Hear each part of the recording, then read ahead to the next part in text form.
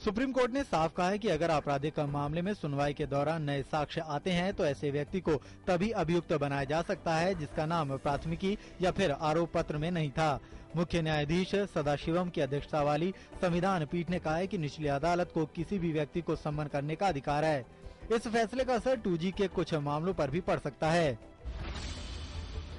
Delhi high court ने nursery दाखिले पर निजी स्कूलों द्वारा दायर की गई याचिका खारिज कर दी। हाईकोर्ट ने कहा है कि उपराज्यपाल के आदेश के बाद जो गाइडलाइंस जारी हुई हैं, उसी गाइडलाइंस पर निजी स्कूलों को नर्सरी में दाखिले करने होंगे।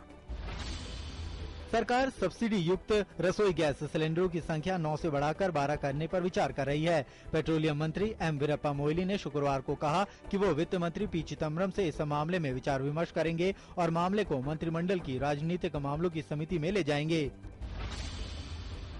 नवंबर में औद्योगिक उत्पादन की रफ्तार कम हो गई है। नवंबर में आईओपी ग्रोथ घटकर -2.1% हो गई है। वहीं अक्टूबर में आईओपी ग्रोथ -1.6% रही थी। नवंबर के आंकड़े इसलिए भी निराशाजनक हैं क्योंकि पिछले 6 महीनों में ये सबसे कम है। विनिर्माण क्षेत्र और उपभोक्ता वस्तुओं के उत्पादन में गिरावट के चलते ये कमी देखने को मिली है।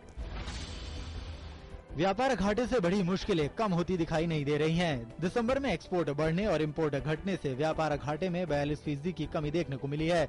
दिसंबर में व्यापार घाटा $1,559 करोड़ से घटकर $1,014 करोड़ रहा। सोने और चांदी के आयातों में भी बड़े स्तर पर गिरावट दर्ज की गई।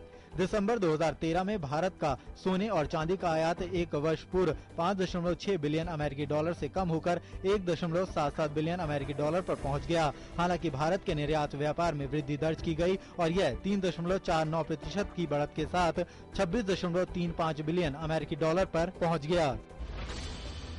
सूचना प्रौद्योगिकी कंपनी इन्फोसिस के दिसंबर के मुनाफे में 21% का इजाफा हुआ है। इन्फोसिस का एकीकृत शुद्ध लाभ 21.35% की बढ़ोतरी के साथ 2,875 करोड़ रुपए पर पहुंच गया, जो पिछले साल की इसी तिमाही में 2,369 करोड़ रुपए था। इसी तिमाही के दौरान इन्फोसिस की कुल आय 25% की बढ़ोतरी के साथ 13,026 करोड़ रुपए पर पहुंच गई, जो पिछले साल की इसी तिमाही में 10,424 करोड़ रुपए थी।